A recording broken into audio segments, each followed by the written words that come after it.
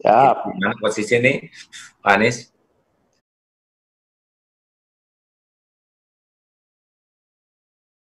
Mana tuh? Di meja makan ini. Apa aja diakalin.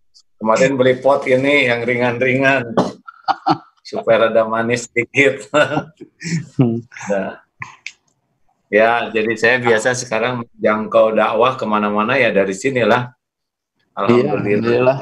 Jadi masih belum balik Bandung nih ya? Bisa, nggak diterima di Bandung juga. Anak-anak juga nggak mau terima. Udah katanya Pak, diam aja Bapak yang nyuruh jangan mudik. Ada Bapak yang mudik. Iya ya, kalau balik ke Bandung dianggap pemudik ya. Dia nggak pemudik dan belum tentu diterima lagi. Saya harus saya kesana karantina 14 hari, balik lagi ke sini di karantina 14 hari, habislah. Ya benar juga. Saya cek ya, siap ini sebentar. Jadi ini nanti kita ngobrolin kan? Ngobrolin COVID nih jadi ceritanya nih ya. Bentar, ya itu mah sedikit. Kita ngobrolin tentang kehidupan, hati nurani, bagaimana ya yang sisi lain dah COVID mah udah pada tahu lah ya, kecuali hal-hal nanti mungkin yang manfaat. Baik, sudah siap nih Pak Faruk ya. Jadi ini Pak, sebentar saya cek. Sudah dan?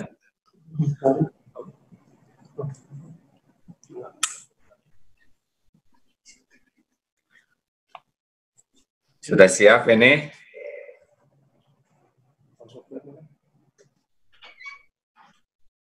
Assalamualaikum warahmatullahi wabarakatuh. Waalaikumsalam warahmatullahi wabarakatuh. Alhamdulillahirabbil alamin. Alhamdulillahilladzi khalaqal mauta wal hayata liyabluwakum ayyukum ahsanu amala wa huwal azizul ghafur.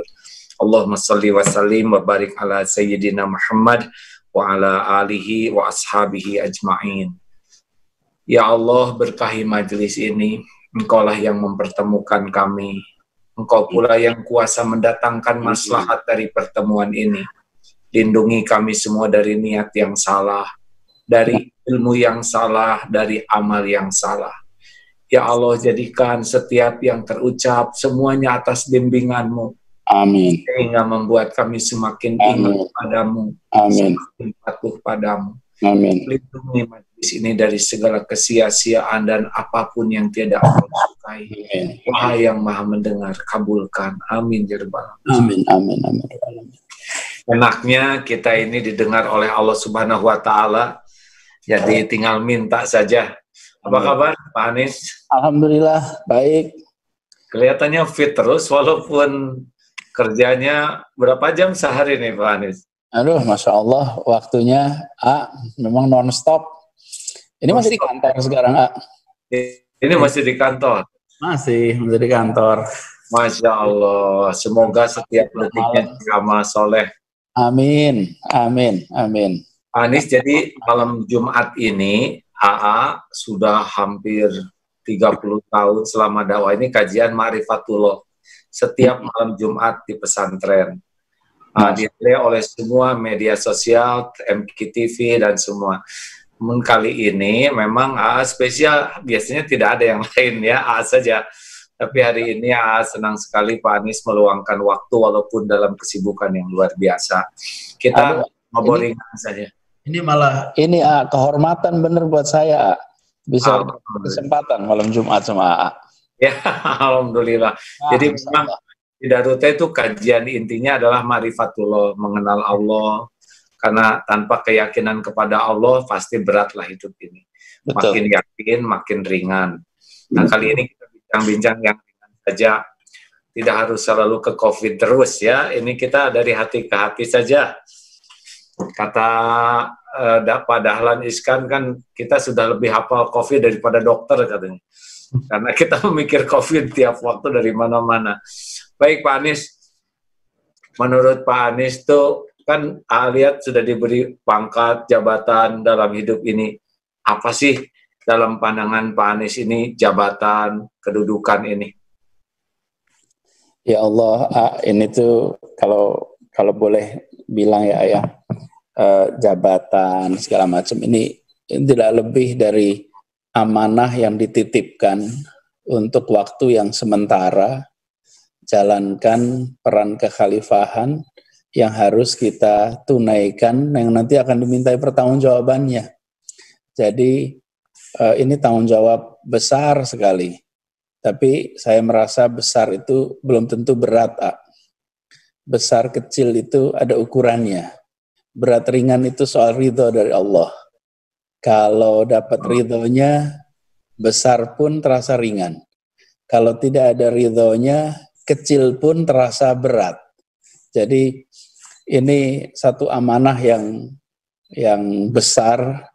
Mudah-mudahan didekatkan dengan ikhlas, didekatkan dengan ridhonya, sehingga bisa dijalani dengan ringan dan mudah-mudahan bisa diterima sebagai amal kita.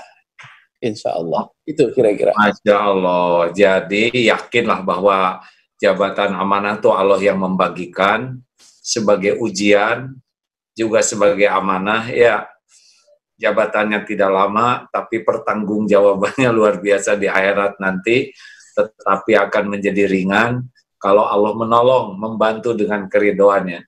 Tapi yang sederhana juga jadi berat kalau jauh dari pertolongan Allah. Catat nih sahabat-sahabat sekalian, oh ya Pak Anies, ini kita menggunakan Zoom. Dibolehkan ada yang daftar. Ini kan asalnya Majelis Taklim Aisyah yang ikut. Pas dibuka yang daftar sudah 5.600, pada kapasitasnya 1.000 ini. Tapi, Masya Allah. Tapi didampingi oleh semua teknologi medsos. Ini sekarang live di Facebook, di Instagram, di YouTube, dan di MKTV secara nasional. Masya Allah. Masya Ya, Allah. Allah yang menyediakan. Jadi yakin ya bahwa ini amanah gitu ya. Alhamdulillah pas dengan kajian kita. Sambil nyatet juga ya. Jadi saya dapat ilmunya dari AA.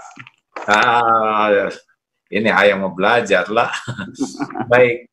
Karena di dalam surat Ali Imran ayat 26 itu jelas sekali ya, bukan masalah pinter, bukan masalah hebat, bukan masalah kuat, tapi masalah Allah saja mau. Kalau Allah mau, tu'til mulka man tasya wa tanzi'ul mulka mimman tasya. Benar Pak Anies bahwa jabatan dan kemuliaan itu dipisahkan tuh di ayatnya, ya kan? Di jabatan itu ujian, baru tu'izzu man tasya atau wa tudhillu man tasya, ini tergantung sikap. Kalau dia sikapnya benar, baru dikasih kemuliaan. Kalau dikasih jabatan salah, baru dikasih kehinaan. Jadi paslah. Alhamdulillah. Yang kedua, Pak Anies, ini kan bagaimana perasaan Pak Anies terhadap situasi yang ada sekarang ini tentang wabah ini? Apa yang terpikir, apa yang terasa? Ya, jadi kalau bicara apa yang terpikir ya, gini ya, ini saya jadi ingat beberapa bulan yang lalu ketika mulai pertama kali ada kabar soal krisis di Wuhan waktu itu Ini di ruangan ini saya panggil rapat seluruh jajaran.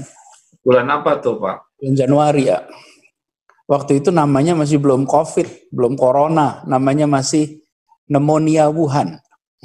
Waktu itu kita masih belum tahu nama Corona, nama COVID. Waktu itu apa yang kebayang Kalau setiap kali dengar ada wabah virus di satu tempat, itu pengalaman perjalanan peradaban manusia, itu potensi penularannya luar biasa. Jadi bukan hal yang aneh kalau virus itu pindah gitu. Jadi pada waktu itu sudah ada kekhawatiran bila itu sampai ke Jakarta. Jadi di ruangan ini saya panggil ada imigrasi, saya panggil dari namanya Timpora, tim pengawasan orang asing. Saya minta data tentang orang-orang asing yang berada di Jakarta, khususnya mereka yang baru pulang dari Tiongkok. Saya nggak usah ceritain proses itunya sih, tapi saya ingin sampaikan waktu itu udah kebayang, mudah-mudahan virus ini bisa ditangkal sehingga tidak masuk ke wilayah kita. Karena virusnya sama, manusianya sama, kalau itu kena, maka ya kita akan mengalami masalah yang sama. Kita juga sama-sama manusia gitu. Jadi yang ada di bayangan saya itu sekarang ini adalah selama ini ya, bagaimana caranya menyelamatkan lebih banyak rakyat Jakarta khususnya, karena amanat saya di sini, supaya terhindar dari itu. Jadi kita gunakan semua kewenangan yang ada untuk melakukan itu. Jadi dari awal tuh kita monitoring terus. Dan waktu itu kita nggak ngomong ke publik karena memang ini kan kalau kita bicara ke publik malah jadi khawatir. Di awal kita panggil rumah sakit semua, kita jelaskan ini loh gejalanya. Namanya gejala pneumonia Wuhan tuh. Kalau ada ketemu gejala gini yang harus Anda kerjakan A, B, C, D. Udah siapin tuh. Terus kita monitoring. Bulan Februari itu angkanya naik terus. Sampai pada satu saat di mana saya bilang ini tidak bisa kita diam terus. Ini harus publik tahu dan harus publik itu berjaga. Jadi waktu itu terus saya sampaikan ke masyarakat dan kita ingin jaga sama-sama karena monitoring kita di seluruh dunia kan nularnya bukan antar pegawai pemerintah, nularnya bukan antar aparat, nularnya itu antar warga.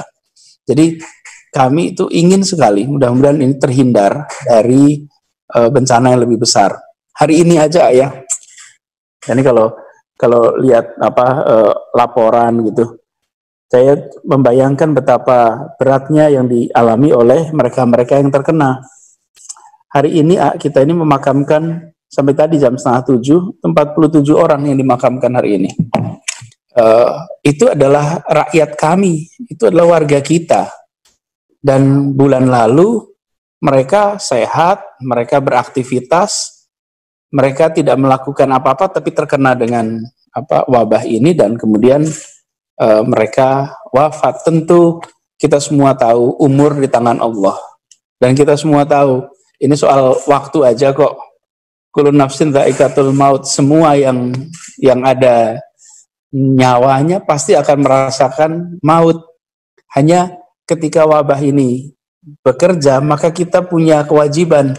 Paling tidak kalau kita runtut dari zaman kalau ketika peristiwa-peristiwa era Rasulullah SAW, bahkan para Khalifah Umar misalnya bercerita tentang bahwa kita ini harus menghindar dari satu takdir Allah, takdir Allah yang lain. Nah, ini bagian dari ikhtiar kita.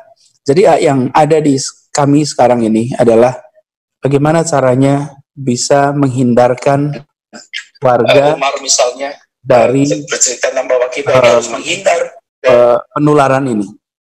Dan itu yang sekarang kita sedang ikhtiarkan dari mulai ini PSBB nih, nanti habis ini selesai saya akan ngumumin PSBB nih lagi nunggu finalisasi beberapa teknis dokumen. Tapi intinya yang ada dalam benak saya adalah bagaimana warga di Jakarta bisa tenang, bisa terbebas dari wabah ini, dan bisa berkegiatan seperti semula, kembali bekerja, kembali beraktivitas, dan bisa kembali melakukan kegiatan yang keseharian. Masjid itu sepi, datang ke masjid itu sunyi, rasanya seperti sesuatu yang tidak pernah terbayangkan. Nah, kita harus jaga semangat. Insya Allah kita sudah pernah melewati masa-masa yang sulit, dan insya Allah kali ini kita akan bisa melewati masa ini juga dengan sebaik-baiknya. Gitu, Alhamdulillah. Memang bagi siapapun yang dibukakan hati oleh Allah akan tetap optimis dalam segala situasi, yang karena bersamaan dengan Allah memberikan kepahitan, bersamaan itu pula Allah memberikan kelapangan. Fa inna ma'al usri yusran, inna ma'al usri yusra. Jadi satu kesulitan itu kan sesungguhnya diapit oleh dua kemudahan. Yang beruntung itu adalah orang yang dalam kesulitan dibimbing oleh Allah melihat celah kemudahan dan kelapangan, sehingga bersemangat terus. Yang kasihan itu adalah yang ketika kesulitan, dalam kesulitannya maka ini luar biasa kalau kita ditolong Allah bisa jadi jalan. Baik, Bapak Ibu yang budiman. Nah, Pak Anies, Ini kan hari ini berapa? 47.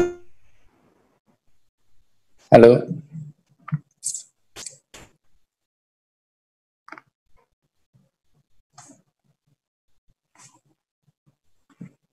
Terputus suaranya.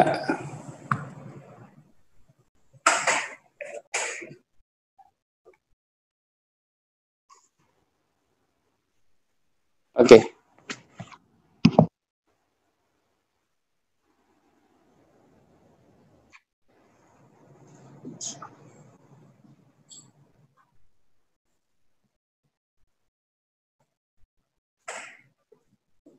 Halo Pak, nih saya nih yang internetnya jeblok nih.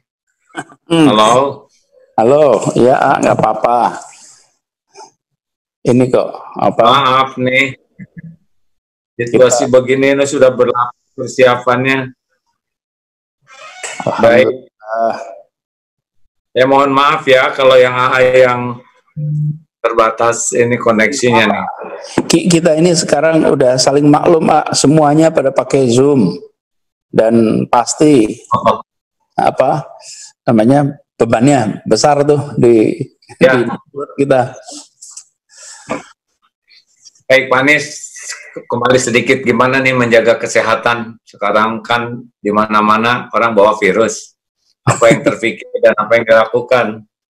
Iya, itu sebabnya kita kan lihat ya dari banyak tempat pelajaran penting. Meskipun tadi A juga bilang kelihatannya sekarang semua orang udah ahli COVID.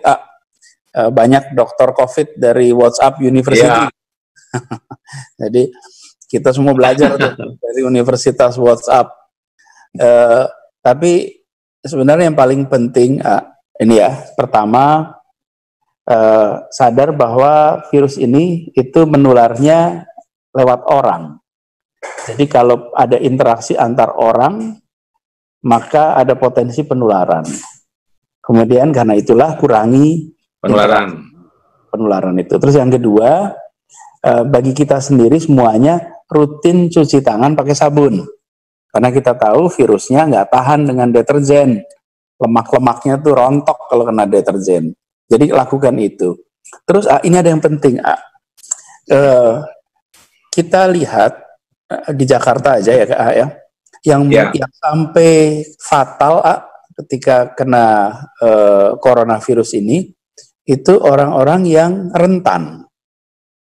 Kelompok rentan ini harus kita jaga. Jadi keluarga-keluarga kita, kalau di situ ada salah satu dari orang-orang yang satu lansia, usianya di atas 60 tahun. Ini 61% yang meninggal adalah orang tua. Di atas 60 tahun. Jadi karena itu, saya berkali-kali menganjurkan, di masa wabah ini, anjurannya aneh sih, tapi ini harus dianjurkan. Di masa wabah ini, jangan cium tangan orang tua dulu. Jangan peluk orang tua. Jangan pegang orang tua. Jangan deketin orang tua. Aneh kan ini? Kan kita semua orang tua harus cium tangan. Semua orang tua harus mengungkapkan rasa hormat, sayang. Tapi di masa COVID ini, kalau sayang orang tua, kalau mencintai orang tua, ingin menyelamatkan orang tua, jaga jarak dari orang tua. Jadi ini rumus yang agak aneh. Tapi saya 58 tahun nih, saya udah 58, Pak Anies udah rada deket dengan 60 nih. Apa anak-anak gak boleh cium tangan sekarang nih? Jadi itu jangan dulu. Ini tuh ya Allah. Iya. Lanjut Pak Anies, lanjut. Jadi saya mau bilang pada semuanya, kalau di rumah ada orang tua, maka jaga itu. Apalagi kalau habis pergi, udahlah pergi, cuci tangan dulu dan lain-lain, jangan dekat-dekat dulu sama orang tua. Terus yang kedua adalah orang-orang yang punya penyakit bawaan. Ini yang banyak kejadian. Jadi ada yang diabetes, ada yang asma, ada yang penyakit jantung, ada yang kemudian penyakit tekanan darah tinggi. Jadi ada 5-6 penyakit bawaan yang kalau orang itu kena tertular, maka potensinya akan cukup bisa fatal. Karena itu dari apa yang kita lihat data-datanya menunjukkan begitu. Jadi sekarang ini ya kita menjaga kita semua sama bantu jaga yang kelompok rentan ini. Tapi gini ya, ini 80% orang yang terkena ringan sih. Cuman 20% berat gitu. Nah, kalau kejadiannya 10.000 orang, 20% itu ya 200 orang kira-kira. Kalau kejadiannya 10.000 ya berarti ada 2.000 orang tuh kira-kira yang akan sakit. Jadi itu sebabnya kenapa kita harus jaga, karena gini rumah sakit kita ini ada batasnya, jumlah tempat tidur juga ada batasnya. Kalau ini dibiarkan tumbuh menular, nanti tingkat fatalitasnya tinggi, sebenarnya karena nggak bisa tertangani oleh rumah sakit. Itu yang terjadi di banyak tempat. Jadi pada tidak tertangani. Jadi sekarang ini bagian kita ikhtiarnya. Kita harus pastikan bahwa kita ikut tanggung jawab. Saya tadi ada yang tanya, Pak Gub, itu kan besok mulai dibatasin. Nanti kalau orang melanggar, kalau ada yang melanggar gimana? Saya bilang, ini kan bukan kayak peraturan untuk pemerintah ya. Ini kan peraturan untuk kita semua. Karena ini bukan soal pemerintah bikin aturan untuk sebuah event. Ini kita bikin aturan untuk melindungi semuanya. Jadi saya malah bilang, yuk kita ambil tanggung jawab yuk. Sekarang kalau mau tanggung jawab, itu caranya di rumah. Ini kan sebetulnya unik nih, Dulu kalau ada masalah, kalau mau dipanggil untuk ikut menyelesaikan masalah, misalnya nih, ada bencana alam, ada gempa, ada tsunami, ada banjir, yuk kita semua rame-rame datang ngebantuin. Itu kalau ada bencana begitu. Kalau ada serangan perang, kita dipanggil, yuk kita dipanggil untuk ikut menghadapi lawan, menghadapi musuh. Mari kita berangkat semua. Sekarang nih ada nih musuhnya masuk, namanya virus. Terus yang harus kita kerjain, suruh diam di rumah. Jadi bukan pergi, bukan berbuat untuk keluar, tapi justru diam di dalam. Makanya banyak orang yang seringkali merasa, di mana masalahnya gitu. Ya virusnya nggak kelihatan, tapi penularannya jelas.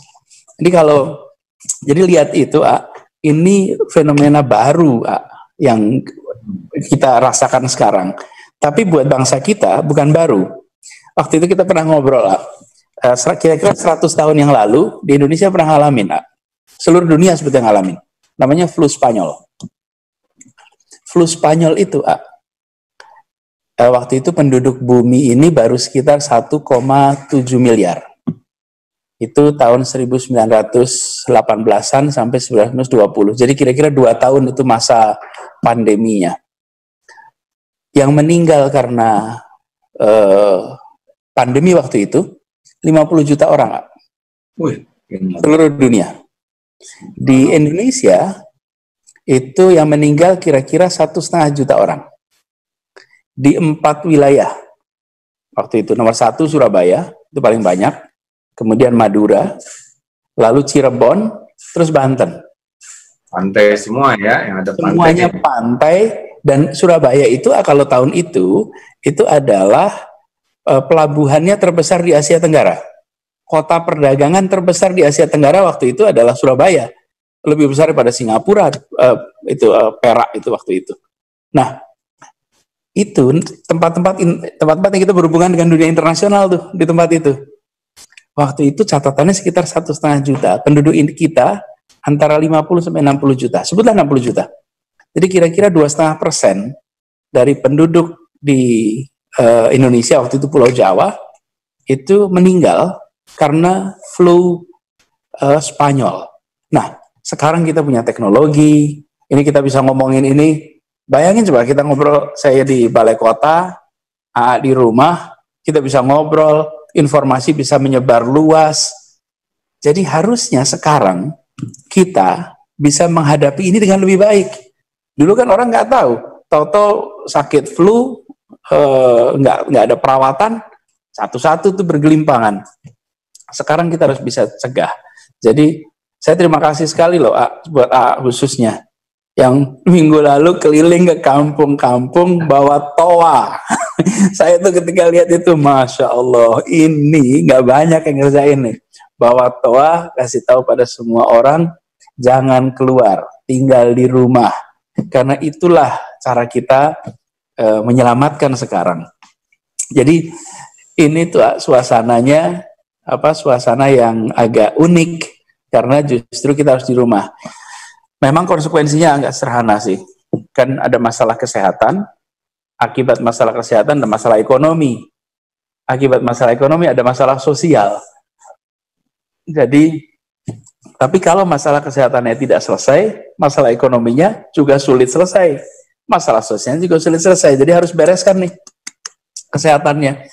Jadi kalau pengen cepat kerja lagi, pengen cepat bisa ke masjid lagi, pengen kembali ada acara-acara lagi. Sekarang majelis taklim nggak ada, sepi. Para ustadz, ustazah juga nggak, mereka nggak bisa datang ke masjid, mereka nggak bisa. Siapa? Saya sekarang juga sibuk, Pak Anies. Ini ada itu, Pak Njom ini. Aduh, gimana?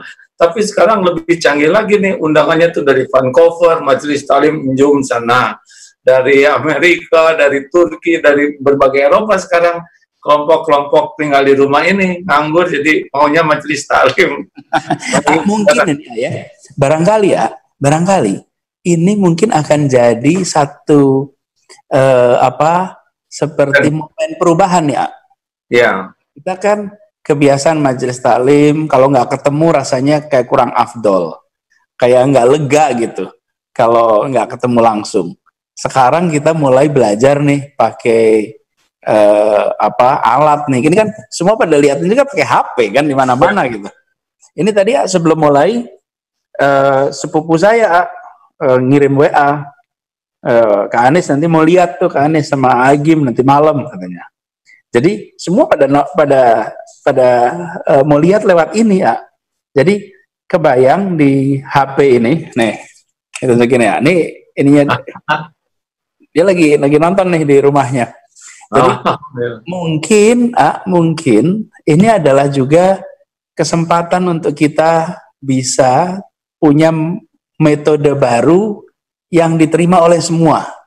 Kemarin kan sebagian aja yang udah siap pakai begini, terutama saudara-saudara kita yang di luar. Kalau lagi ke Perth, lagi kemana kan pakai begini normal nih. Tapi kalau di Indonesia kan masih banyak yang merasa kalau nggak ketemu langsung rasanya kayak gimana gitu kan. Nah sekarang ada kesempatan ini untuk bangun satu pendekatan baru lah. Mudah-mudahan lebih banyak lagi seperti AA yang bisa memanfaatkan teknologi buat dakwah. Masya Allah, amin. Tadi kita mundur sedikit, nanti kita akan membahas masalah ini nih, kreatif di dalam situasi sulit ya. Bagaimana hikmah.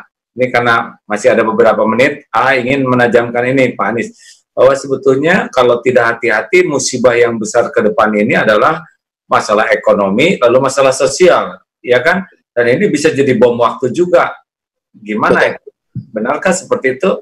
Memang pernah terjadi dulu, zaman dulu sesudah ada wabah, kemudian masalah ekonomi ambruk, lalu sosial jadi buruk? Ya, jadi ketika kejadian itu, memang tentu belum seperti sekarang ya. Di mana ekonominya belum tersambungkan. Sekarang ini kan ekonomi kita sangat tersambungkan satu sama lain. Jadi dampaknya tuh terasa. Kita mulai merasakan bulan lalu banyak produksi-produksi dalam negeri kita yang tidak bisa berjalan karena bahan bakunya import dari Tiongkok. Tiongkoknya tidak berproduksi karena ada masalah coronavirus. Jadi kita juga jadi nggak bisa berproduksi. Itu dirasakan di seluruh dunia. Dulu belum tersambung seperti itu. Jadi dampak ekonominya ada, tapi belum sebesar seperti sekarang. Kalau sekarang tuh udah nyambung semua. Begitu satu terganggu, efeknya kemana-mana. Jadi ini yang fenomena baru. Dan dari apa yang kita baca, ini belum pernah terjadi krisis di mana supply sama demand dua-duanya kena. Misalnya orang daya belinya turun, nggak bisa beli mobil. Jadi yang produksi mobil nggak laku. Kalau ini enggak, yang mau beli nggak punya daya beli, yang produksi juga nggak bisa produksi mobil gitu. Jadi dua-duanya pada berhadapan dengan masalah gitu. Karena dua-duanya kedampak sama COVID. Yeah. Benar, ini seperti ada kemarin pengusaha konveksi, pokoknya di Indonesia ini mau dolar naik, mau BBM naik, kalau udah lebaran pasti beli baju, ya nggak? Nah, sekarang nggak pada beli, ada urusannya ya. Baik, kira-kira prediksinya ini menurut Pak Anies ini berapa lama sih seperti ini tuh? Ada para ahli yang ngitung dengan objektif, nggak pakai emosi gitu? Kita siap-siap berapa lama nih? Kita belum tahu berapa lama. Indonesia ini masuk minggu ke-6 nih sekarang. Terus kita lihat di tempat-tempat lain yang udah mengalami lebih dulu dari kita, belum turun. Jadi kalau saya sih lihatnya gini, kita mau prediksi yang kejadian di kita, lihat di tempat lain yang udah kejadian lebih dulu nih. Kita kan baru kira-kira mulainya Maret ya, awal. Di tempat lain ada yang sudah mulai Januari, ada yang sudah Januari lah mulainya banyak tempat itu. Sampai sekarang mereka masih berhadapan dengan virus ini. Jadi kalau mereka yang udah 2 bulan lebih dulu dari kita aja masih berhadapan dengan masalah, ya tentunya kita manusia sama, penduduk juga interaksinya sama, penularan juga barangkali juga polanya sama. Ya tentunya kita akan lebih lambat juga. Karena itu, kenapa penting sekarang motong ini motong pergerakan virus. Motongnya apa? Dengan cara di rumah, supaya 14 hari nih, supaya yang memiliki atau carrier tidak menularkan, orang lain tidak tertularkan, jadi pergerakannya bisa ditahan. Kalau itu kita bisa tahan, mudah-mudahan kita bisa selesai lebih cepat. Jadi karena ini nggak terlihat, nah itu yang kita coba lakukan sekarang. Ada nggak contoh negara yang sukses menekan ini, Pak Anies? Kan pasti contoh di negara-negara itu jadi bahan renungan kita.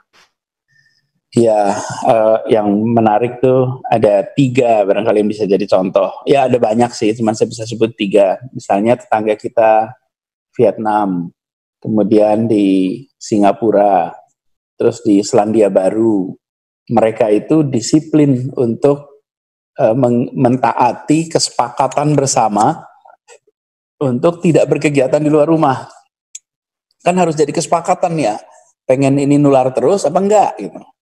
Nah, tapi ada masalahnya nih. Yang punya tabungan berada di rumah tenang, tapi yang nggak punya tabungan berada di rumah terus mau makan pakai apa? Betul nggak? Ini kan masalahnya. Jadi karena itulah kemudian kita yang di pemerintahan punya tanggung jawab untuk memberikan bantuan kebutuhan hidup buat saudara-saudara kita yang tidak memiliki tabungan, supaya dia bisa tetap hidup tenang meskipun tidak bekerja tapi di rumah, karena kebutuhan pokoknya terpenuhi.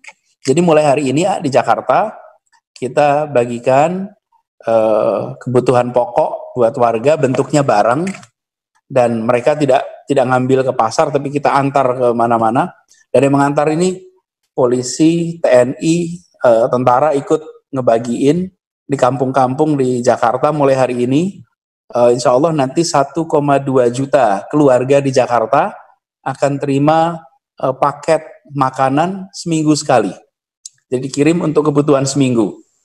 Kirim lagi untuk kebutuhan seminggu. Jadi setiap paket seminggu, apa aja paketnya tuh Pak? Paketnya, saya baca ntar ya, biar nggak ketukar ininya. Jadi tentu nomor 1 beras. Jadi semuanya bahan pokoknya. Paketnya tuh ada, sebentar, beras, kemudian daging sapi atau daging ayam. Waduh. Ada mie instan, ada makanan kecil kayak biskuit, terus ada minyak goreng, terus juga sabun sama masker, kasih masker juga. Kita lagi bikin masker 20 juta dibagi. Jadi dengan begitu 1,2 juta, persisnya 1,25 juta. Jadi 1/4 juta orang keluarga. Dan ini diberikan buat warga nggak ngelihat KTP-nya. KTP Jakarta bagus, bukan KTP Jakarta bagus, mereka saudara sebangsa, tanggung jawab kita untuk memastikan mereka bisa survive, melewati masa-masa sulit ini. Nah, yang udah punya tabungan, ya karena udah punya tabungan, melewati masa ini, bisa tanggung jawab sendiri nih. Nah, bagian kita siapin pengantaran, nah, jadi nggak usah ke pasar. Pasar Jaya, kita ada 105 pasar, dari rumah tangga bisa telepon, nanti pesanan diantar, dari mulai sayuran, daging, pokoknya kebutuhan sehari-hari, nggak usah ke pasar, telepon aja. Dan bisa telepon ke pedagang yang biasa dibeliin, dibelanjain di pasar. Jadi diantar ke sana. Jadi ini dalam rangka apa? Supaya yang tadi contoh banyak negara yang berhasil itu adalah yang warganya disiplin, mau jaga. Ya, ada tempat yang dipaksa oleh pemerintahnya, seperti di Tiongkok ketika Wuhan itu ya karena pemerintahnya di sana kan polanya ya begitulah gitu, bisa memaksakan dengan leluasa, mereka tutup, mereka paksa. Nah, itu grafik pertambahan kasusnya, terus kemudian turun sesudah itu. Nah, ini yang kita kepengen di Jakarta, mudah-mudahan di Indonesia juga bisa kejadian. Tapi ini tidak bisa terjadi kalau tidak dikerjakan sama semua. Jadi harus semuanya sadar. Karena sebagian dari kita lawannya nggak kelihatan gitu, Pak. Jadi nggak merasa kayak ada masalah. Tapi kita lakukan ini, insya Allah kita bisa segera terbebas. Baik. Nah, sekarang kita ke poin yang lain. Tadi gimana menjaga kesehatan, Anis? Menjaga kesehatan. Apa jamu khusus gitu, jamu Anis yang perlu kan ini pasti harus fit menghadapi kan 5 disiplin yang sampaikan di video itu. 1 disiplin pakai masker ya, kecuali lagi ini, 2 disiplin jaga jarak, 3 disiplin kebersihan dengan standar tinggi, 4 disiplin vitalitas tubuh, dan yang kelima disiplin ibadah menggapai pertolongan Allah. Ini jaga kesehatannya rahasianya apa? Kok seger sampai malam-malam begini? Ya, saya ini gini, nomor 1 itu betul lah, jaga kebersihan, cuci tangannya rutin, insya Allah bisa bantu. Terus gunakan waktu-waktu pergantian waktu itu untuk mengingatkan kita. Jadi misalnya gini, masuk waktu zuhur sekaligus habis itu makan siang. Begitu selesai maghrib, gunakan itu makan malam. Pagi teratur itu dikerjakan. Alhamdulillah asupan dibuat teratur. Terus yang berikutnya istirahat. Nah, istirahat ini buat saya yang seringkali paling berat nih, karena jumlah jamnya nggak tentu. Saya rata-rata pulang itu jam 11 setiap hari. Jadi biasanya itu secara waktu agak menantang tuh. Tapi saya ada satu yang saya selalu kerjakan ya. Sebelum tidur, 1 sendok kecil habatus saudah. Kalau bangun tidur, sebelum yang lain saya juga sendok kecil habatus saudah. Itu selalu saya kerjakan. Kemudian serbuk atau minyak? Minyak, Kak. Minyak. Terus madu, saya juga rutin sehari 2 kali, pagi, sore, dan apalagi ya, itu aja. Terus multivitamin rutin, sama olahraga, biasanya sepeda saya. Oh, nah gimana nih? Kita sama nih hobinya sepeda nih. Saya sini nggak dapat tanyakan, repot sekali nih. Nanti kapan-kapan saya ke Bandung ikut sepedaan sama. Oh iya, ke Lembang. Jadi gimana nih kalau berapa menit sehari olahraganya? Nah ini biasanya saya ngitungnya mingguan, bukan harian. Cuman beberapa waktu ini agak keganggu nih naik sepedanya. Saya biasanya seminggu itu antara 50 sampai 70 km seminggu. Tapi tergantung, ada hari bisa naik sepeda panjang, ada hari bisa naik sepedanya pendek. Jadi nggak dihitung harian, tapi hitungnya mingguan. Iya, iya. Jadi kan sehat itu makanan seimbang, minum 2 liter. Bawa itu enggak? Biasanya bawa alat ukuran minum. Kalau saya pakai alat ukur minum nih. Nah, seperti ini. Iya Baik nih, buat ibadah. nih saya kalau di kantor pakainya gini nih ya. Wah, ya. 2 liter katanya minimal ya. Minimal 2 liter.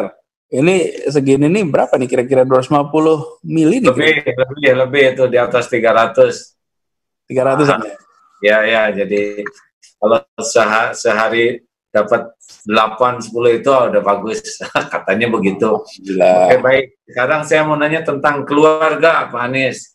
Melihat Pak Anies begini, apa keluarga tidak cemas? Kan di Inggris, Perdana Menteri Inggris kena tuh dan sebagainya.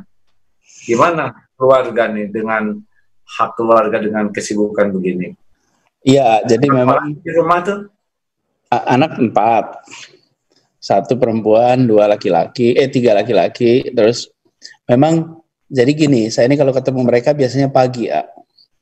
Pagi-pagi setelah sebelum mereka berangkat sekolah, itu waktunya kita ketemunya itu pas selalu pagi.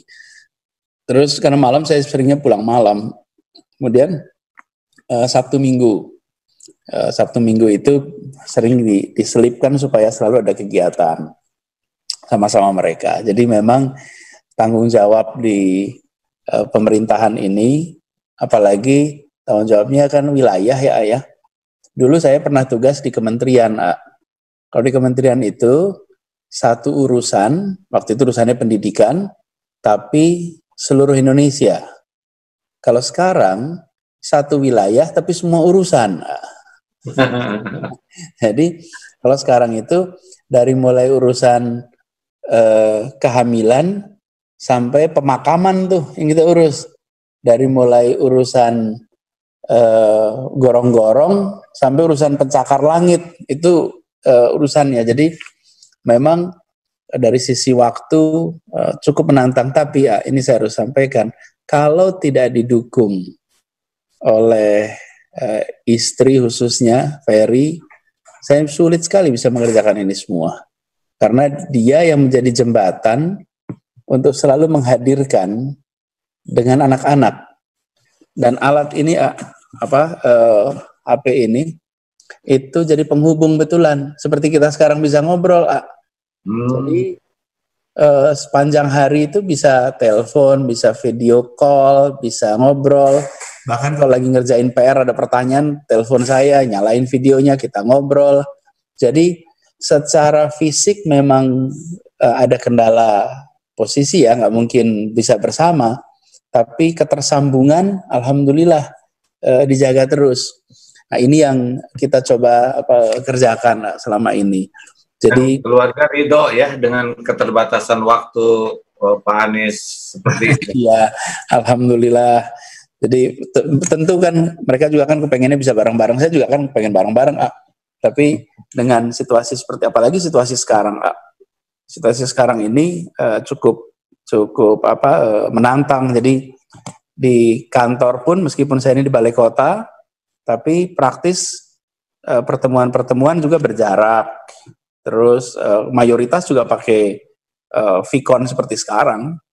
Jadi cuman berada di kantor supaya bisa leluasa mengerjakan banyak hal di sini. Baik, jadi sekarang urusan ini nih, bagaimana upaya supaya Pak Anies supaya ditolong Allah dalam menghadapi ini? Nggak berhenti doa. Ini doa kita sehari-hari, apalagi di masa-masa seperti ini. Tidak ada yang bisa menolong kita selain Allah. Dan betul-betul doa kita ini adalah mudah-mudahan apa yang diujikan kepada kita bukanlah ujian yang kita tidak mampu untuk menjalaninya. Dan kita semua yakin Allah tidak akan memberikan ujian yang kita tidak mampu untuk menjalaninya. Jadi ketika saya kalau habis sholat itu doanya itu, Pak.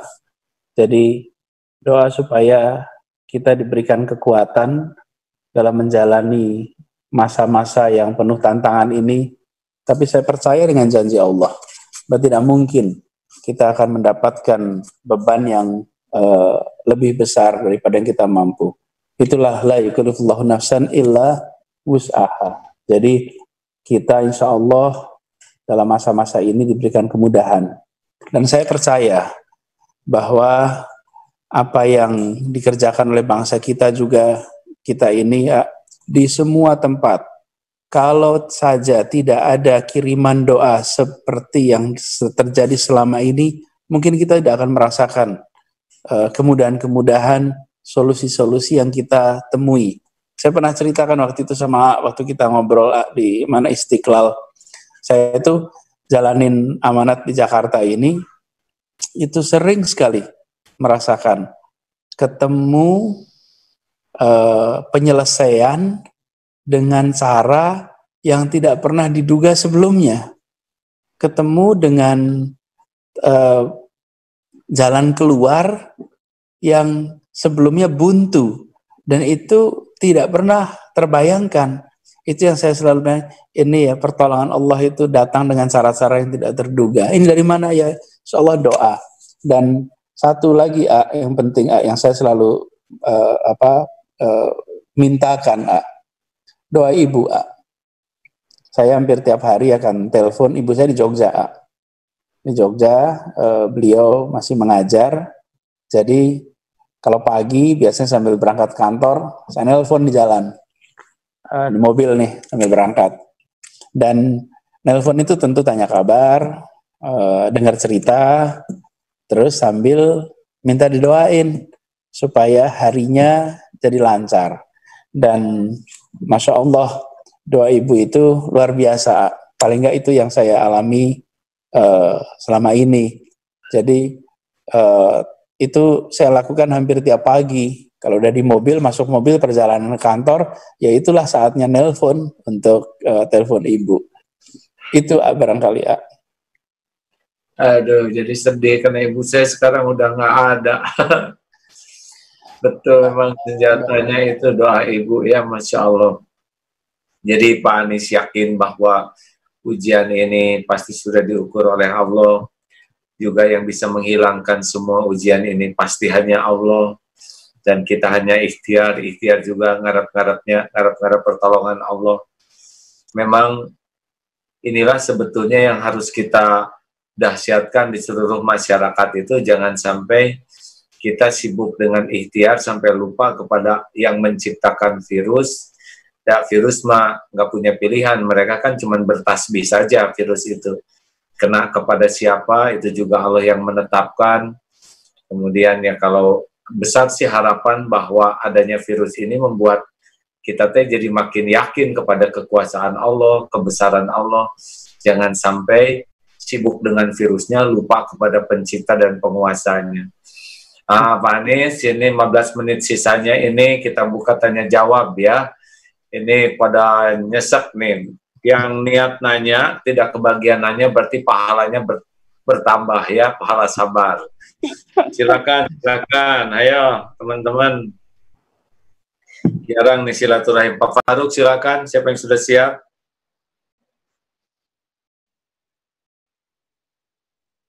Ya.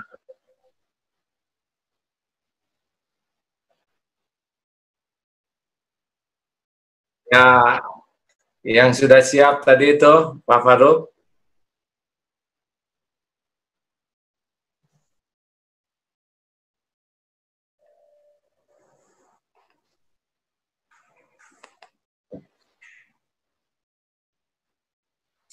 Kemudian cepat Bu, adakah dibuka tuh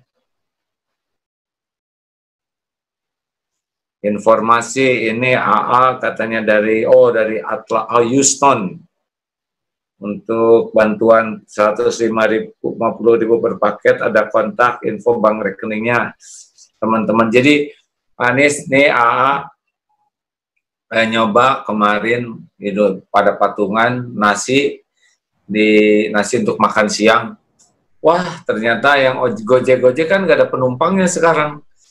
Jadi mereka untuk cari penumpang aja susah dapat makan siang. Alhamdulillah kemarin mencoba nih di sini, ya Allah istighfar gitu kan. Kalau istighfar tuh 3 hasilnya.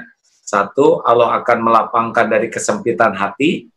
Yang kedua, wa min kulli daikin makhrajan, pasti akan ada jalan keluar, pasti itu ya, dari apapun masalahnya, asal kita banyak istighfar dengan sungguh-sungguh. Dan yang ketiga, warazaqahu min haitsu la yahtasib. Allah akan memberikan kejutan-kejutan seperti yang tadi Pak Anies katakan itu. Memang rahasianya adalah air mata tobat. Nih, kemarin sempat memberi nasihat ke anak-anak, ayo anak-anak perbanyak istighfar. Lalu saya agak sembunyi aja di belakang pintu, astagfirullah gitu, ampun ya Allah. Tiba-tiba HP bunyi ini. Saya agak jarang angkat sebetulnya karena tidak dikenal. Pas bunyi AA. Dengan siapa ya? Bisa nggak minta tolong? Ada apa? Kami punya 1.000 paket sembako katanya. Alhamdulillah ya. Jadi ya Allah, kita lagi berusaha ngumpulkan, tiba-tiba seorang ngasih 1.000 paket sembako, beras, minyak dan sebagainya. Nah, jadi memang istighfar itu dahsyat sekali. Halo, sudah siap masuk nih? Pak Faruk? Detik demi detik sangat berharga. Bagus. Ayo. Ya, silakan.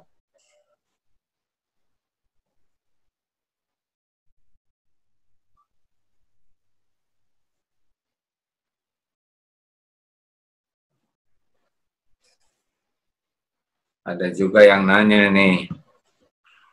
Pak Anies katanya, udah saya bantuin pertanyaannya, gimana nih, walaupun sudah banyak berbuat, masih suka ada yang sinis terus, yang suka ngeledek, atau ya suka begitulah.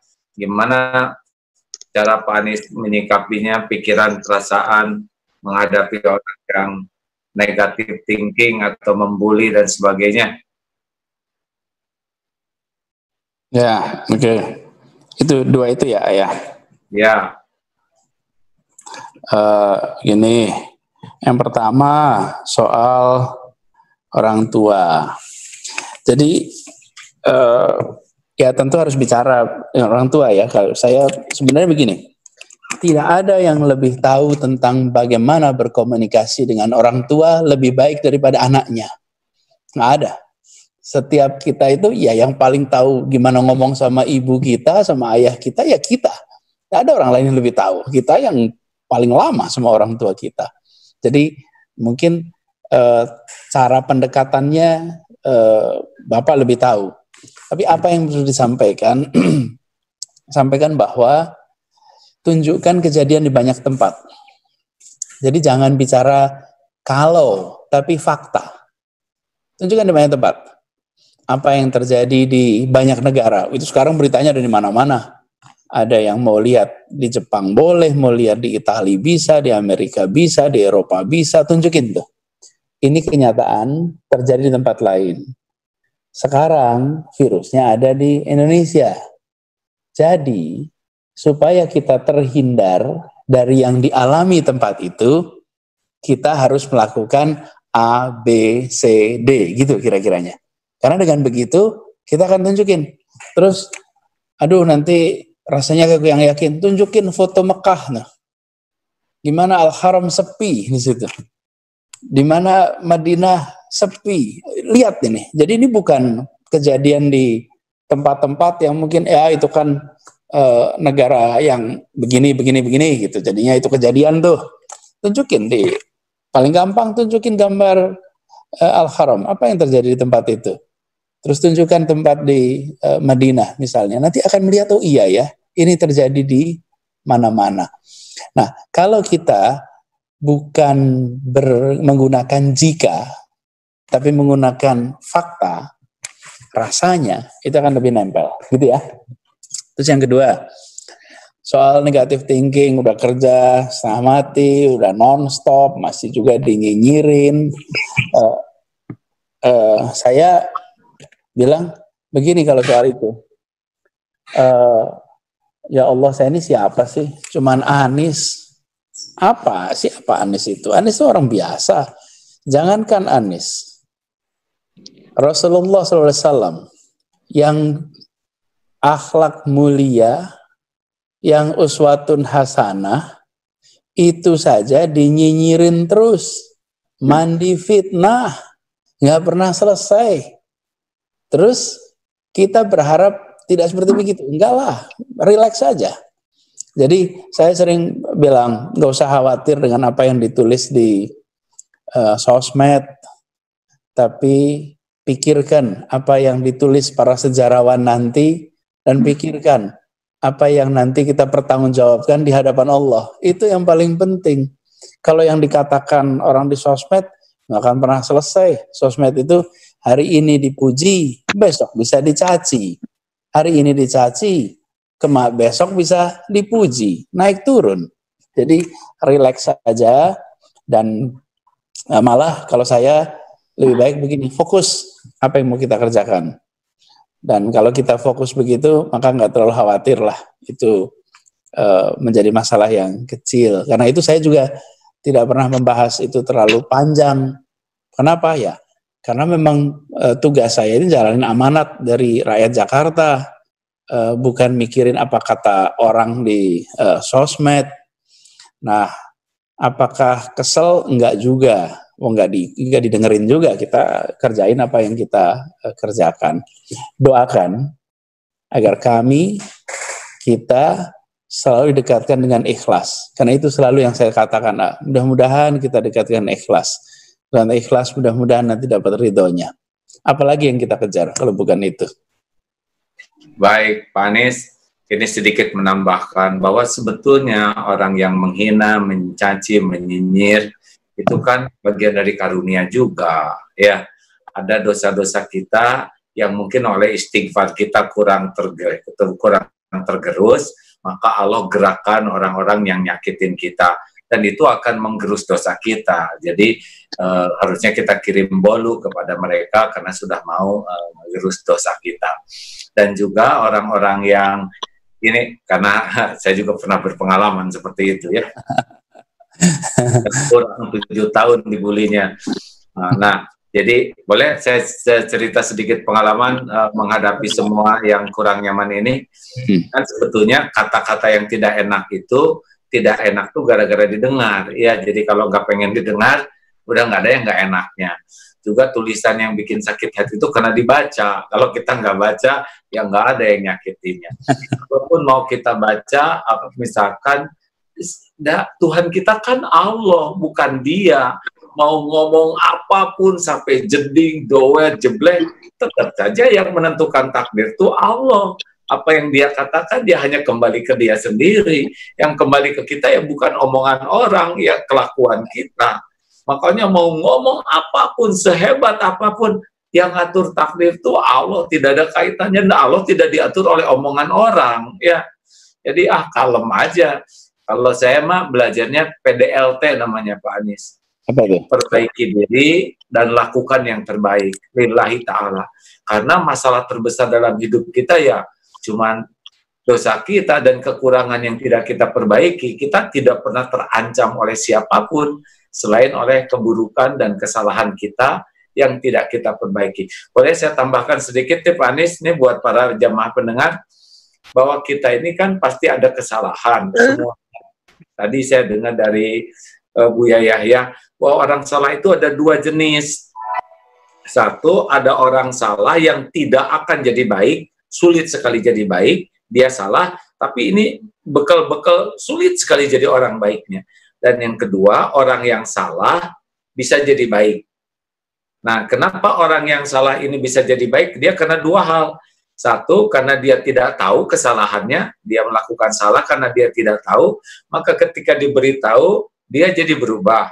Atau dia sudah tahu tapi lagi hilaf. Nah, ketika dia diberitahu, maka dia akan berubah menjadi sadar. Nah, yang repot ini, yang ini nih, dia salah tapi tidak merasa salah dan merasa benar terus.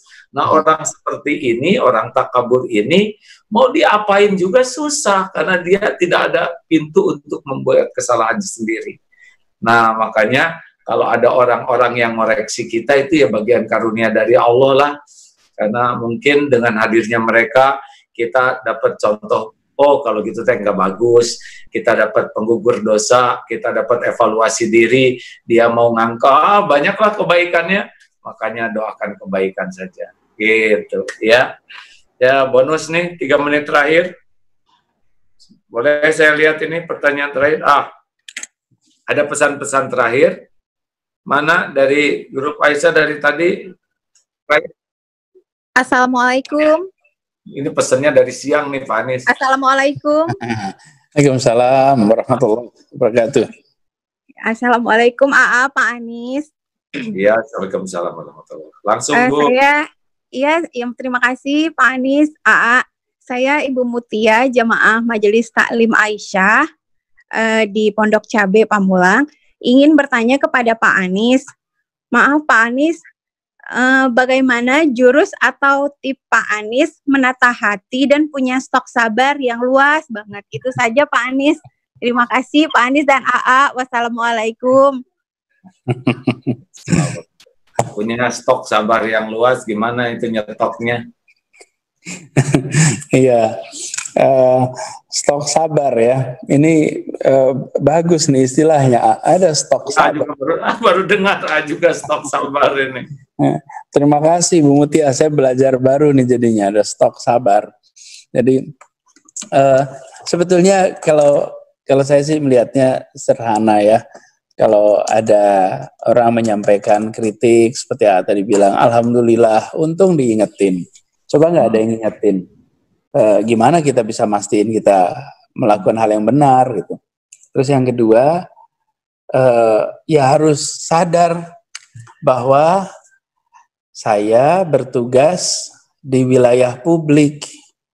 Kalau di wilayah publik itu ngurusin orang banyak, nggak bisa milih bahwa yang ngomong itu ngomongnya tertata, baik, sopan. Ada juga yang ngomongnya nggak sopan, nggak tertata, nggak enak kalau didengerin. Ya itulah masyarakat kita. Ya itulah potret, dan ini bukan barang baru. Jadi kalau berada di wilayah publik, ya harus siap dengan segala macam karakter orang. Saya kasih contoh nih, kalau di kampus jadi dosen itu relatif enak karena pasti ketemu mahasiswa. Mahasiswa itu udah sekolah SD, SMP, SMA. Mereka sampai di sana juga pertanyaannya baik. Tapi coba bayangin kalau jadi dokter. Dokter kan nggak bisa milih pasiennya hanya orang sekolahan, hanya orang yang terdidik, hanya orang yang sopan. Enggak, dokter ketemu dengan segala macam orang. Dan dia harus siap dengan segala macam karakter orang. Apalagi seperti saya yang tugasnya di wilayah publik. Dari awal harus sudah mulai dengan bilang sadar bahwa saya akan ketemu dengan segala macam karakter. Karena itu ya biasa aja, nggak usah khawatir gitu. Dan jangan baperan gitu ya. Baperan biasa aja. Dan gini, kebetulan ya saya ini pernah nge-tweet udah lama nih ya, mungkin udah lama lah saya nggak inget tahunnya, mungkin 2012, 2013 udah dulu. Saya waktu itu nulis begini, kalau jadi pejabat publik, maka harus siap jadi kotak pos keluhan sampai cacian. Ya itulah kotak posnya gitu. Jadi harus siap. Saya sampai ini ngutip juga, saya mau bilang gini, yang penting prinsipnya dipuji tidak terbang, dicaci tidak tumbang. Relax saja. Jadi kalau dengan cara begitu, kalau ada pujian tenang saja, kalau ada cacian juga biasa saja. Nah, apakah itu kemudian sabar? Mudah-mudahan termasuk sabar, dan mudah-mudahan dalam golongan orang-orang yang dicintai oleh Allah. Tapi seperti yang bilang, kalau dimarahin orang aja, barangkali kita tidak terlalu takut. Tapi kalau dimarahin Allah, nah itu baru masalah besar. Itu baru masalah besar. Karena itu jauhkan dari dimarahin Allah. Kayak yang dimarahin orang sih, asal kita ngerjain yang benar, bisa aja kejadian. Nah, ada satu hal yang saya perlu sampaikan di sini. Ketika berada di wilayah publik, ya, maka kita harus punya tanggung jawab ekstra di dalam komunikasi, di dalam menyampaikan pandangan, karena bukan hanya soal misalnya kebijakannya saja, bukan soal keputusannya saja, tapi sesungguhnya kita itu jadi rujukan, apakah untuk dicontoh, apakah untuk jangan dicontoh. Kenapa ya? Inilah ada di wilayah publik. Jadi saya merasa ini tanggung jawab yang tidak ringan, tanggung jawab yang tidak kecil, tapi itu tadi, insya Allah dengan jalan yang sebaik-baiknya. Jadi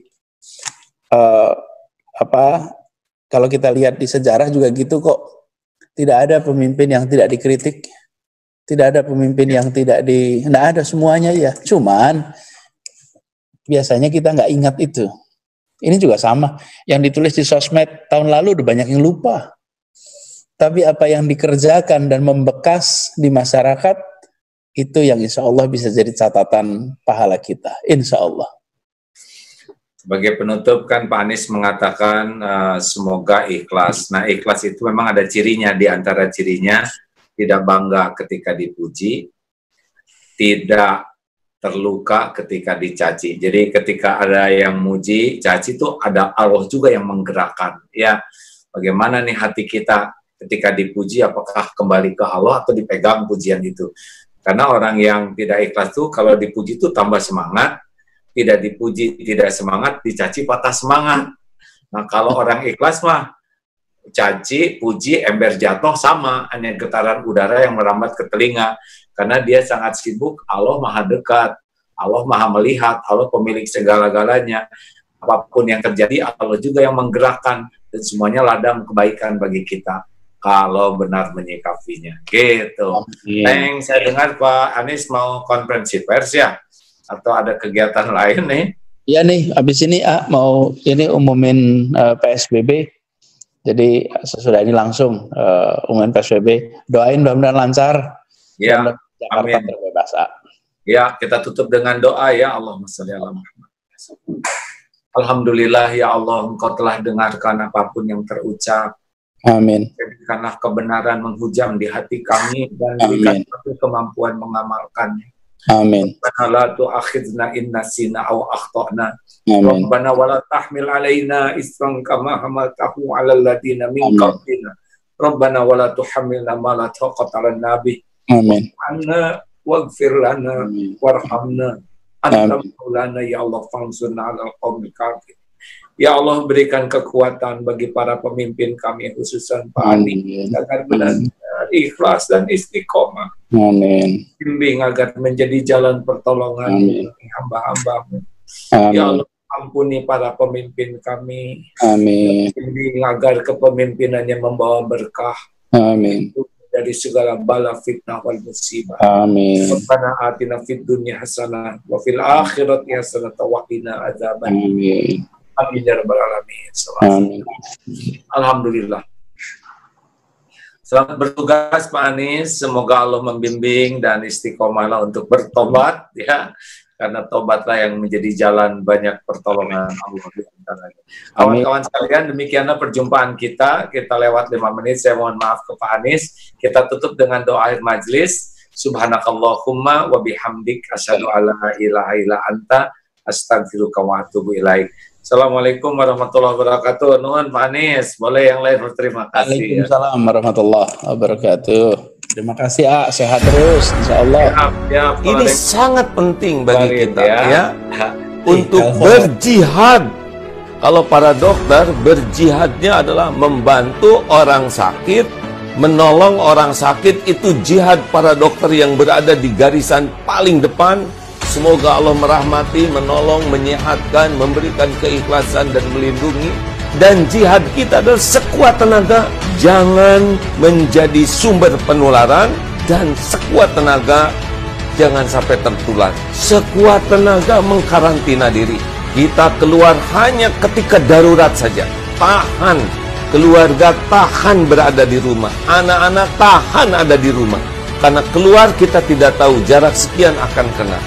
Ini jihad kita melindungi diri, melindungi keluarga, dan melindungi masyarakat.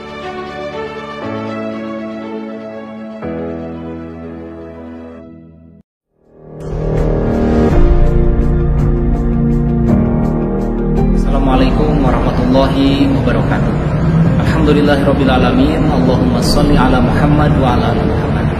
Sahabat-sahabat sekalian, alhamdulillah hari ini saya bersama dengan beberapa tim dari Darut Tauhid Peduli bisa menyalurkan bantuan dari para donatur berupa APD kepada beberapa rumah sakit yang ada di wilayah Jawa Barat. Terima kasih kepada para donatur dan JT Peduli yang telah mendonasikan APD kepada Rumah Sakit Soreang. Dan insya Allah barang yang dititipkan kami akan sampaikan kepada para petugas yang ada di RSUD Kota Bandung. Kami juga insya Allah akan segera menyalurkan kembali bantuan-bantuan yang sudah dititipkan oleh para donatur kepada Lembaga Amil Zakat Nasional JT Peduli. Mudah-mudahan sekali lagi bermanfaat dan rezeki para donatur terus dilipat gandakan oleh Allah, dan semoga wabah corona segera dicabut oleh Allah Subhanahu wa taala. Assalamualaikum warahmatullahi wabarakatuh.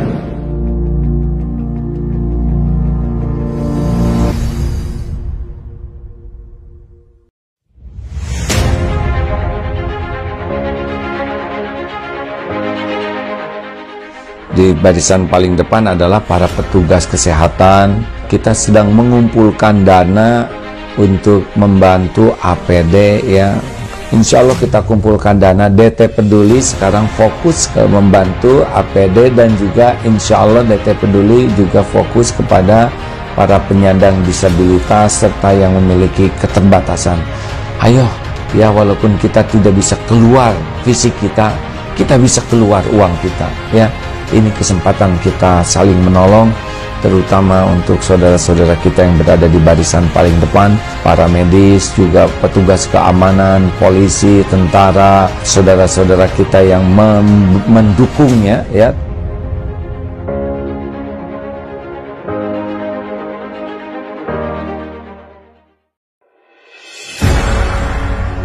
Ini sangat penting bagi kita ya, untuk berjihad. Kalau para dokter berjihadnya adalah membantu orang sakit, menolong orang sakit, itu jihad para dokter yang berada di garisan paling depan. Semoga Allah merahmati, menolong, menyehatkan, memberikan keikhlasan dan melindungi. Dan jihad kita adalah sekuat tenaga, jangan menjadi sumber penularan, dan sekuat tenaga jangan sampai tertular. Sekuat tenaga mengkarantina diri. Kita keluar hanya ketika darurat saja. Tahan, keluarga tahan berada di rumah, anak-anak tahan ada di rumah. Karena keluar kita tidak tahu jarak sekian akan kena. Ini jihad kita melindungi diri, melindungi keluarga, dan melindungi masyarakat.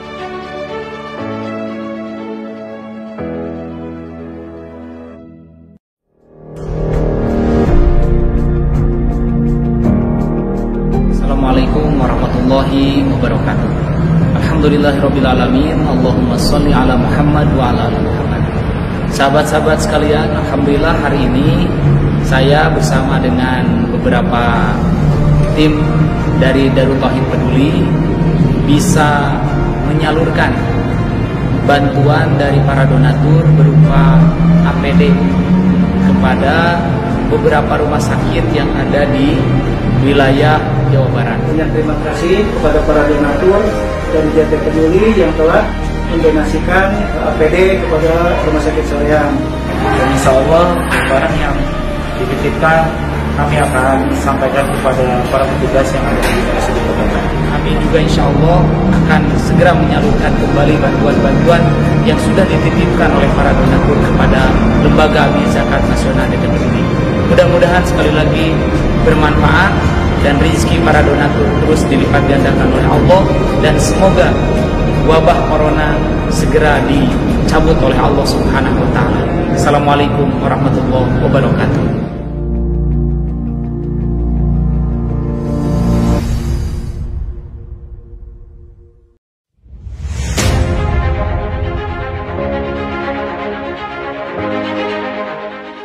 Di barisan paling depan adalah para petugas kesehatan. Kita sedang mengumpulkan dana untuk membantu APD ya.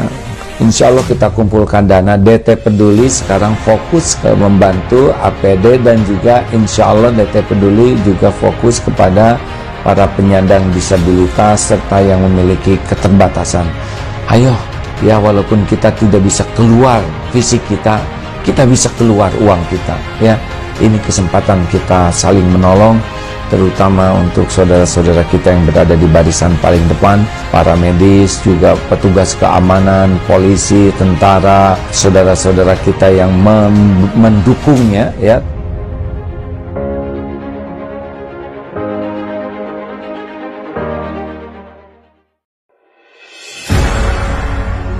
Ini sangat penting bagi kita, ya, untuk berjihad. Kalau para dokter, berjihadnya adalah membantu orang sakit, menolong orang sakit. Itu jihad para dokter yang berada di garisan paling depan. Semoga Allah merahmati, menolong, menyehatkan, memberikan keikhlasan dan melindungi. Dan jihad kita adalah sekuat tenaga, jangan menjadi sumber penularan, dan sekuat tenaga jangan sampai tertular. Sekuat tenaga mengkarantina diri. Kita keluar hanya ketika darurat saja. Tahan. Keluarga tahan berada di rumah. Anak-anak tahan ada di rumah. Karena keluar kita tidak tahu jarak sekian akan kena. Ini jihad kita melindungi diri, melindungi keluarga, dan melindungi masyarakat.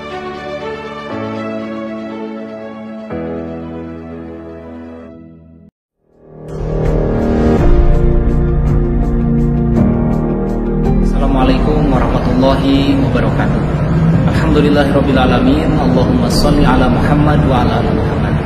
Sahabat-sahabat sekalian, alhamdulillah hari ini saya bersama dengan beberapa tim dari Darul Tauhid Peduli bisa menyalurkan bantuan dari para donatur berupa APD kepada beberapa rumah sakit yang ada di wilayah Jawa Barat. Banyak terima kasih kepada para donatur dan JT Peduli yang telah mendonasikan APD kepada Rumah Sakit Soreang. Dan insya Allah barang yang dititipkan kami akan sampaikan kepada para petugas yang ada di RSUD Kota Bandung. Kami juga insya Allah akan segera menyalurkan kembali bantuan-bantuan yang sudah dititipkan oleh para donatur kepada Lembaga Amil Zakat Nasional JT Peduli. Mudah-mudahan sekali lagi bermanfaat dan rezeki para donatur terus dilipat gandakan oleh Allah, dan semoga wabah corona segera dicabut oleh Allah Subhanahu wa taala. Assalamualaikum warahmatullahi wabarakatuh.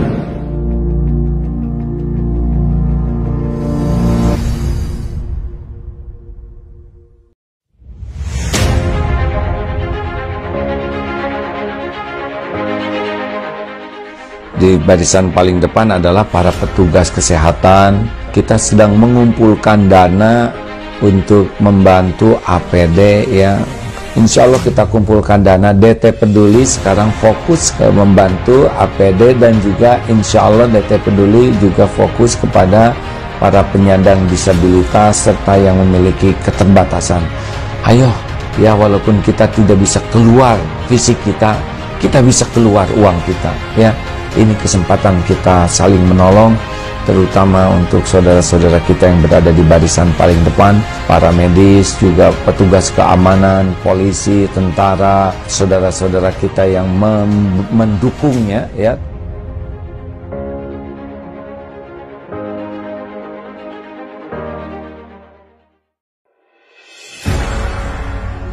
Ini sangat penting bagi kita, ya, untuk berjihad. Kalau para dokter, berjihadnya adalah membantu orang sakit, menolong orang sakit. Itu jihad para dokter yang berada di garisan paling depan.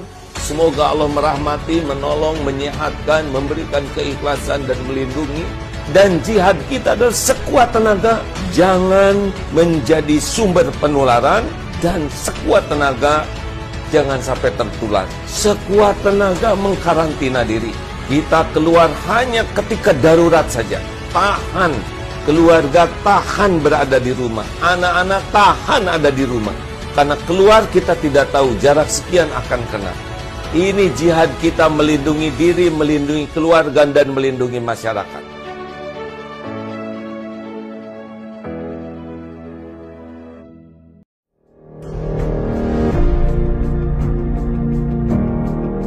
Assalamualaikum warahmatullahi wabarakatuh. Alhamdulillahirrabbilalamin. Allahumma sholli ala Muhammad wa ala ali Muhammad. Sahabat-sahabat sekalian, alhamdulillah hari ini saya bersama dengan beberapa tim dari Darut Tauhid Peduli bisa menyalurkan bantuan dari para donatur berupa APD kepada beberapa rumah sakit yang ada di wilayah Jawa Barat. Terima kasih kepada para donatur dan JT Peduli yang telah mendonasikan APD kepada Rumah Sakit Soreang.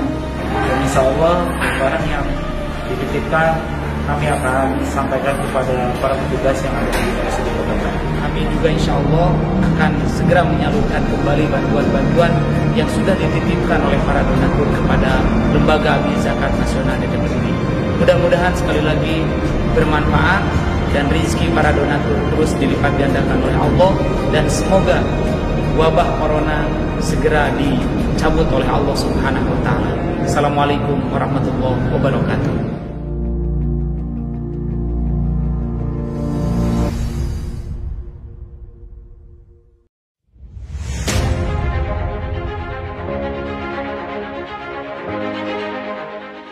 Di barisan paling depan adalah para petugas kesehatan. Kita sedang mengumpulkan dana untuk membantu APD ya.